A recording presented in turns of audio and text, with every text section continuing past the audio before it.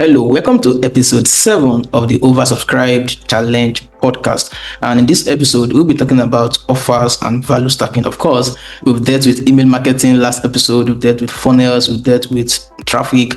This episode is going to expose so much about why maybe your business is not really selling as it should.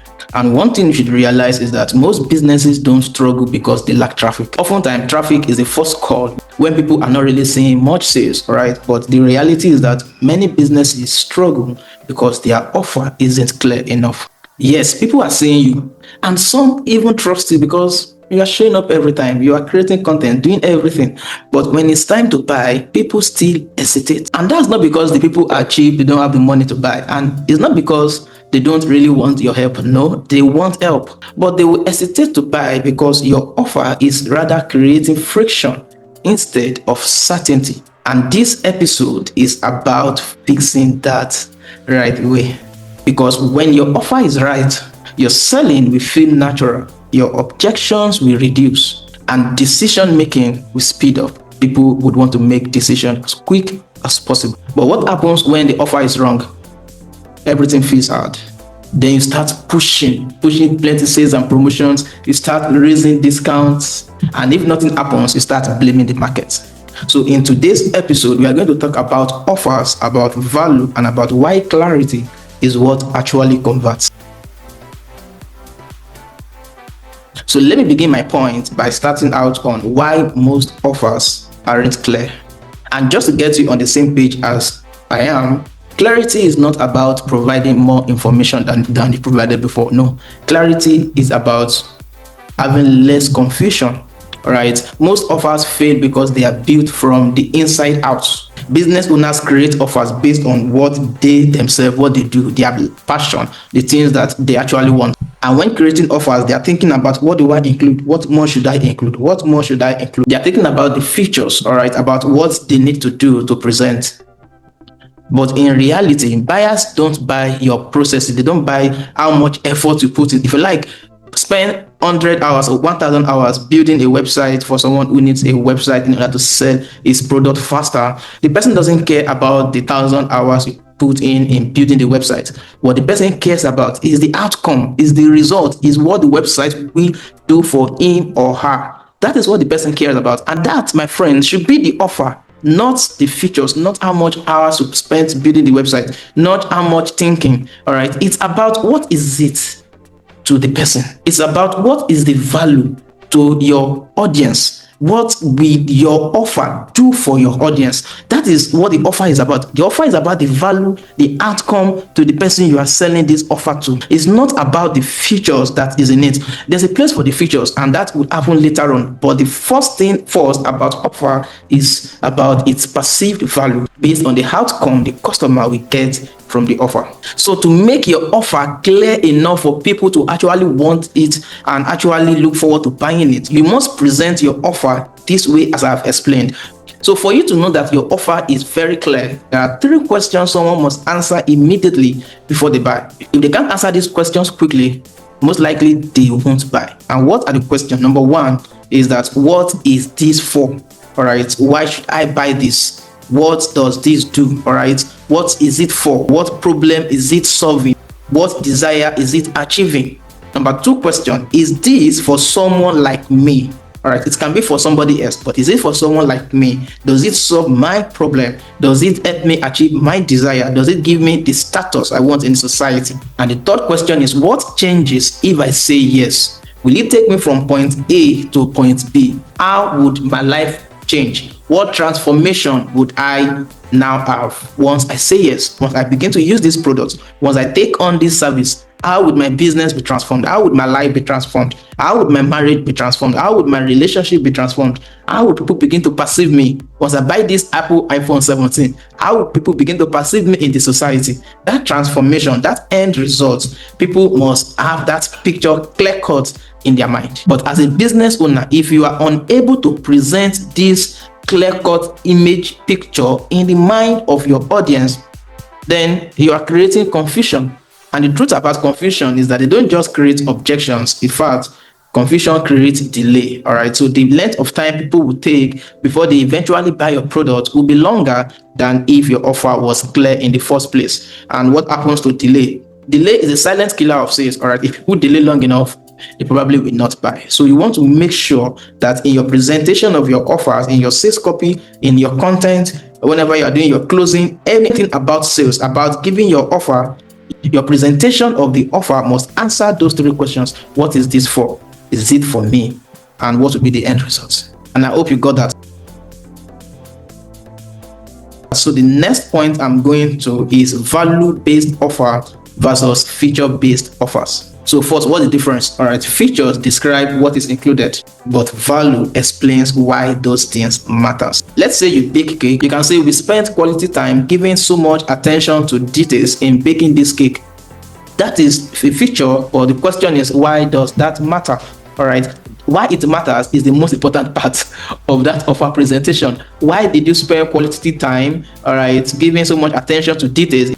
It's so that the cake will come out with the best result. It's so that there will be predictability. It's so that whatever the client orders is what we deliver. We are able to deliver whatever we order because we put so much attention to details. It is that delivering what you order, all right, not what I ordered but what was delivered. We deliver what you order. That perceived value is what you want to put your effort in. Is when you have sold that, that is when you justify it with the features. Do you understand? So I'm not saying features are not great. I'm not saying don't sell features. Sell features, but only sell features when you've sold the benefit, when you've sold the perceived value, when you've sold the outcome. These features you are not selling now justify why you are so sure about providing the outcome, because you've started out by selling the outcome. So if your offer is just about feature-based offers alone, all right, what you most likely sell, maybe if you are doing course creation, if you are selling course, it will be that our course is 6 modules. Maybe you also enjoy 6 call booking session with the course creator. You have lifetime access, you have bonuses. All those things are the features. The question is, why do they matter? But if you are focusing on value-based offer in the front end in the first place, we're going to talk about what problem is resolved, what problem is removed. All right. This offer would help you remove this problem. It will take away this problem. That's what your audience are concerned about. Your audience has a problem that must go, or your audience has a desire he must achieve. So your offer must be about tackling that problem or trying to achieve that desire. So with value-based offer, you are talking about the problem it removes. You're talking about the risk it reduces. We are talking about what speed this creates. How does this offer help your audience save time, reduce time? How does it reduce the risk of maybe fraud, the risk of making mistakes for your audience? How does it help your audience solve that problem or achieve that desire? All right. What confidence does this restore? That benefit, that outcome is what you do with value-based offer, and that is the kind of offer that actually sells. All right, not starting out with the features, because people don't buy more, they are buying better. They want better results, faster results. They want to save time, they want to make more money, or they want to save money. They want to look good, they want to be perceived as someone who is of higher status in society. They want to be perceived as someone who is intelligent, as someone who is beautiful, someone who is pretty. All right, for women and all of those kind of products. People want things that build up their ego. You want to key into this emotion in the mind of your audience. That is what you are selling. Your offer is just a vehicle in helping them achieve the desire they already want to achieve themselves. So the moment someone understands that, I think this offer would help me avoid pain, or it would help me achieve a faster result, then the price, whatever price point you put on the offer, would become secondary, especially if those people really have money. All right, because the most important thing is for them to be able to move from point A to point B. Your offer is just a vehicle. What you are selling, all right, with the offer is how they will move from point A to point B. If you are able to sell that, then your offer will be no-brainer. They have to buy your offer to be able to move from that point A to point B. And I hope you got that. So going to the next point in this episode is that if you are able to create this offer, this one offer that really help your audience achieve that outcome, and that offer is really moving, actually selling, you're going to realize that one offer is never really one offer. Because now that your offer is working, you're going to realize that oversubscribed businesses, they don't just sell one thing, all right, they sell a path. But you must begin by understanding what that path is. You must begin by understanding what that journey is for your customer, where they want to go. I'm talking about going from point A to point B. All right. You must understand why they want to go from that point A to point B. After getting to point B, would they want to go to point C, point D, point E, and F? You must understand that peculiar journey for your peculiar audience. And that is where your offer ecosystem comes in. So no, I'm not talking about selling 20 random products, all right, that are not connected to each other. I'm not talking about selling scattered services. Not that you are selling real estate today and then tomorrow you are selling microphone, next tomorrow you are selling web design. All right, no, that's not what I'm talking about. What I'm saying is that you need one core promise, but supported by multiple entry points. So you think in layers. You can have an entry offer, a low ticket offer, then you have the core offer, the main offer, the one you're actually selling that people know you for. Then once people buy that offer, then you have other upsells offer, back end offers. All right, so these offers are expansion offers. If people want to go deeper, they want to scale more, they want to have deeper access to you, these are the expansion offers. They are the upsell offers.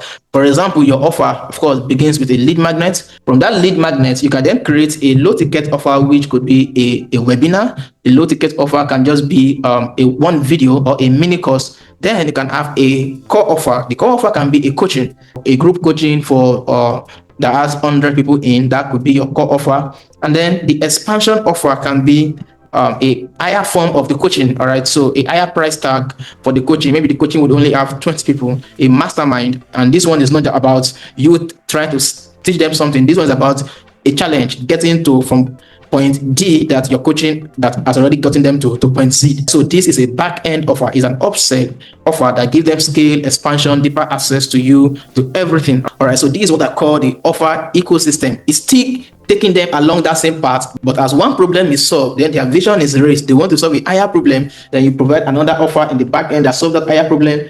And as you solve that problem, their vision is raised again. They want to solve another higher problem. Then you have an offer that solves that. They want to solve another higher problem. The same ecosystem. All right. So that is what I'm talking about when I say one offer is not really one offer. It is an ecosystem of an offer along the same path.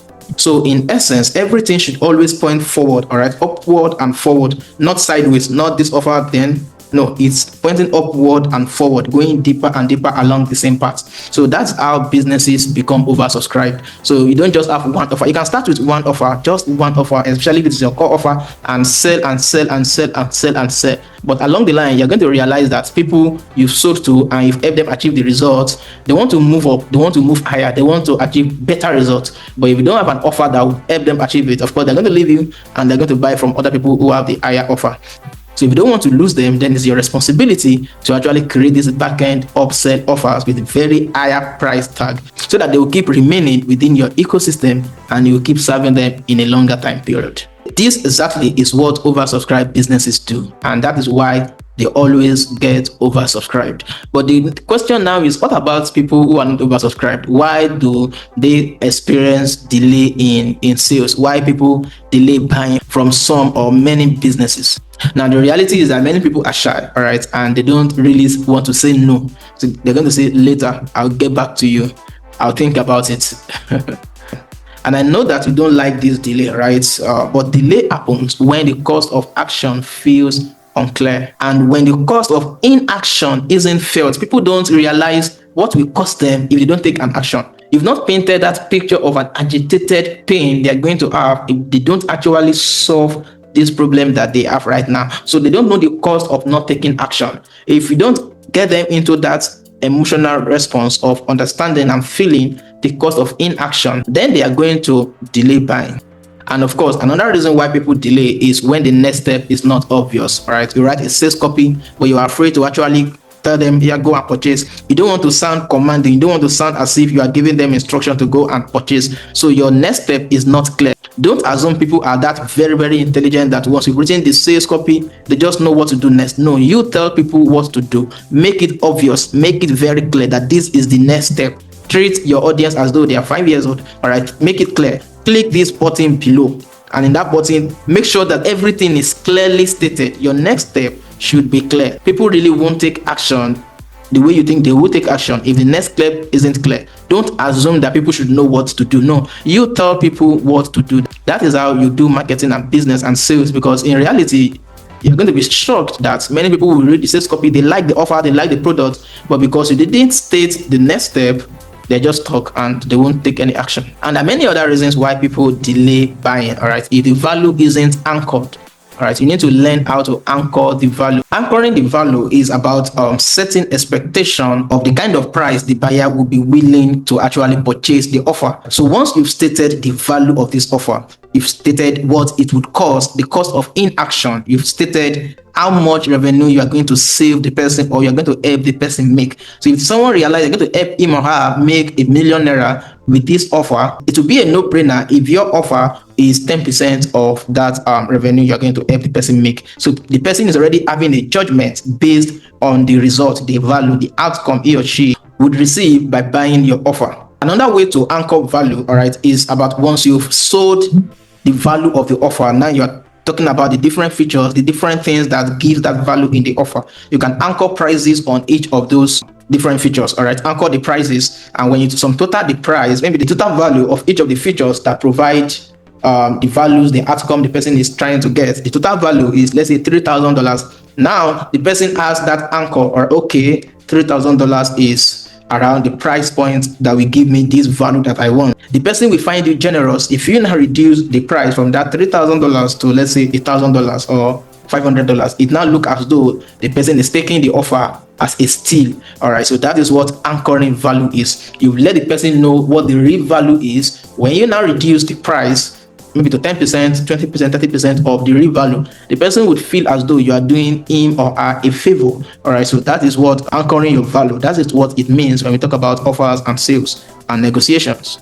So these are the things you need to address in order to ensure that people are not delaying in buying your offer. Another reason why people may delay in buying your offer is if the risk feels unaddressed. You're not addressing the risk, all right? So you have to do what is called risk reversals. Now people are sold, they actually want to buy, they are sold on the outcome, on the perceived value, the intrinsic value. In fact, they've seen the features, now they actually want to buy, but something is still holding them back. What if this doesn't work? Yeah, I believe you, I know it would work, but what is the guarantee? All right, how would my risk be reversed? All right, so this is what you want to do. You want to address those risks. 30 days money back guarantee, many brands do this. All right, 30 days warranty or 30 days guarantee is a product that is maybe a digital product or product that is not a physical product. Brands give warranty, 2 years warranty, 1 year warranty. All of these things are what we call risk reversals, these guarantees. All right, it makes sure that people realize, okay, so if this thing doesn't work as they said it would work, I have the guarantee that I can get my money back. So this is what we ensure that people don't delay in buying, because this is one of the reasons why people actually delay. The fear that I might lose my money buying something that would not work, even though I think it may work. So you want to ensure you address it head on. Don't try and sidestep the question. Your success in getting your offer to be bought is actually confronting the question that you know is already happening in the mind of your audience. If you be the one to actually ask the question and confront it, then people will begin to trust, such that sometimes even other questions in their mind, they will not even want to ask it again, because you've already brought out the hardest question, you've already addressed it head on. Now they are trusting you. They know that, oh, you know what they are thinking in their mind, and they think you have their best interest at heart. So don't sidestep the questions, those objections in their mind. If you already know the objections your audience has, the best strategy is to address those objections before they even ask them. So this is how you're going to ensure your offer doesn't experience delay, your sales goes on smoothly. It's not by applying pressure. No, your job is to be precise, is to be clear, because it's clarity that will accelerate the decision. And since we are discussing getting oversubscribed, right? You know, many times I've talked about supply and demand tension, and I've talked about ensuring scarcity. All right, so scarcity is one method you want to employ, you want to deploy in ensuring people actually buy your offers without delay. And no, scarcity is not lying about the urgency. If you lie about the urgency one time, the scarcity will no longer be treated as serious again. Nobody will treat your scarcity tactics as serious, because they just realize it's just a tactic. You are just lying. You said that this offer is only for 20 audiences, then you sold the offer to 200 people. Next time you want to give such scarcity, nobody will take you serious. So it's not about lying, all right? It's about telling the truth about the limits. If your service can only serve 10 people per month, make sure you stick to only offering your services to 10 audiences, 10 people per month. Tell the truth, then people will realize that you're actually serious. You must have healthy scarcity, and there are different ways you present that scarcity. You can present it based on time. All right.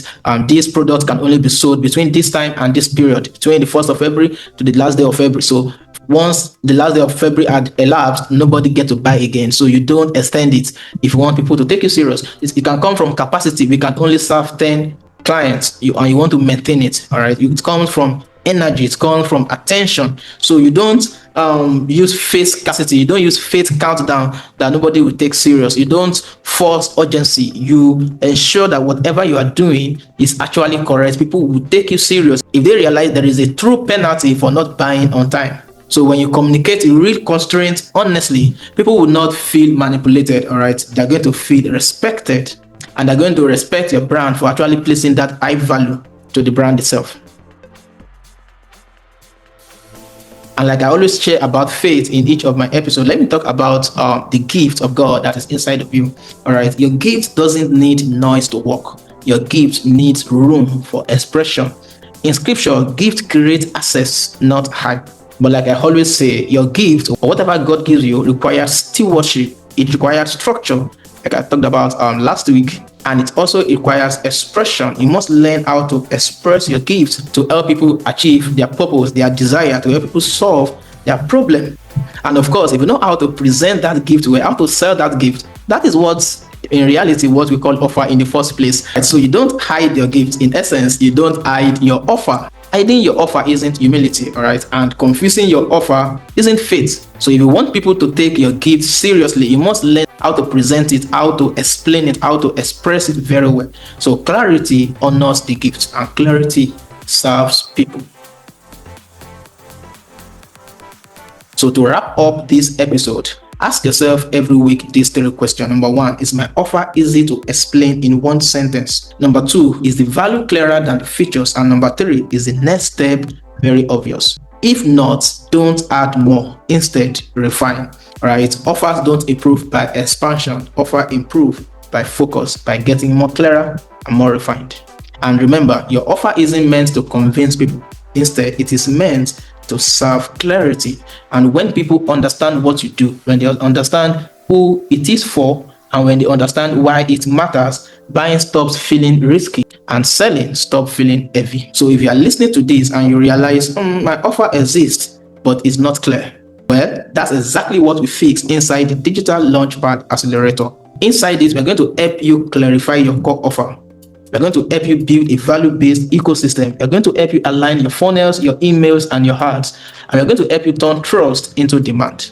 To get access into this our service package, go and visit pmi.ng/digital-launchpad, or click the link in the description below this video and go into that page and book a course session with us right away. And remember, people don't buy because you are persuasive.